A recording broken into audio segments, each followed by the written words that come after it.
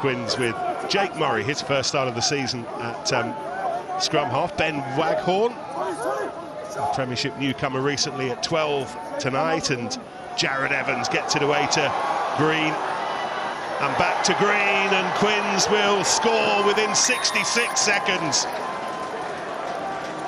That's the quality that they start the match with.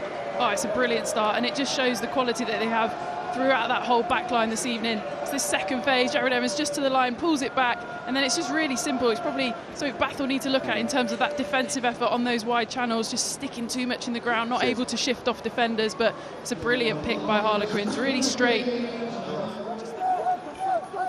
Quins throw, tipped high by Riley, gathered by Schmidt again, and then the scrum half, Jake Murray makes his way through to the line, gives the ball, and Will Joseph scored.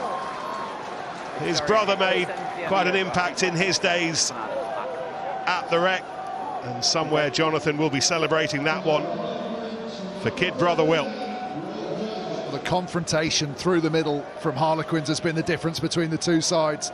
Both centres running really hard lines there, which means those defenders in front of them are attracted to them. They have to stay, but they get too wide away from the back of the line out. Launchbury, Evans, and then Iskra, and there he goes, lights the afterburners. He's brought down, but Bath could do nothing about the try, and it's scored by Waghorn. But the rocket was built in Argentina. Well, that's a brilliant bit of pace here, but look how narrow Bath are defensively. No one really outside the 15-metre channel. So as soon as Harlequins, they don't have to work too hard to get the ball out there. There's not that much deception in the play out of the back from the likes of Joe Launchbury. Bath can't drift, can't get into that channel. Louis Hennessy looks interested. Swapping with Redpath, it is. Hennessy, Redpath going in to clear the ball for Carr Smith. Lots of open space here. De Glanville slides over.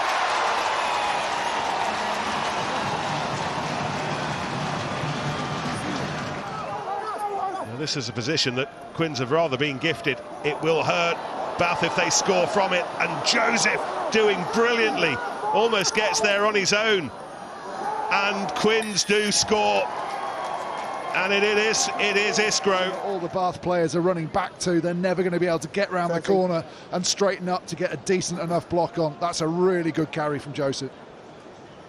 Verdon.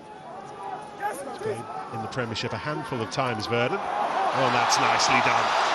And then the charge from Cordwell, the prop, and the ball away to the scrum half, Tom Carr-Smith. And Bath, when they've had their opportunities, have absolutely taken them. And the second try, scored by the birthday boy, Carr-Smith. It's brilliant phase attack, actually. Donahue there, just turning the corner, taking it right to the line, and then you've got those two Bath runners, both engaging defenders. And the outside one in Vernon just isn't picked up into free space.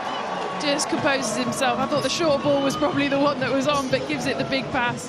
Yeah, we talked about how Bath had stacked their bench. Coach for the night, Andy Robinson, not hanging around. 5 changes for the start of this second half. A brand new front row, Tom Dunn, Beno Abano, Thomas the Toy, a new back rower in Guy Pepper, and a new winger, Joe Thokinasing.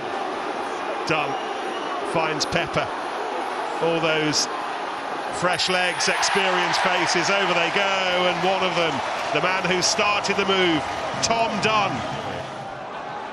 Good set up through Pepper, but then that hit down the left-hand side as Bath look at it, and they all rotate out and they lose all the Harlequins' body.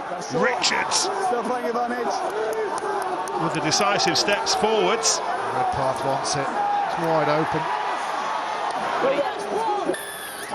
Bath reckon they've scored, and the peep on the whistle tells you that Anthony Woodthorpe agrees. Good finish from Pepper, because he places the ball before he moves. Was it Pepper? No, it was Green who, in the end, got his hands on it first. The Bath score here, and you'll wonder if they might start to pull away significantly. Line out one by Maloney, on comes the drive. It's proved unstoppable so far.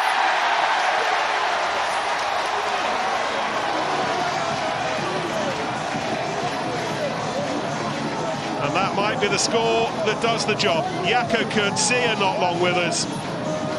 And Bath have completely turned this quarter-final on its head. To me, this looks like a boxer on the ropes for Harlequins. They stood off so much. Dunn's lurking. Here he goes. He knew that he had Cam Redpath to his right, but Dunn keeps it tight.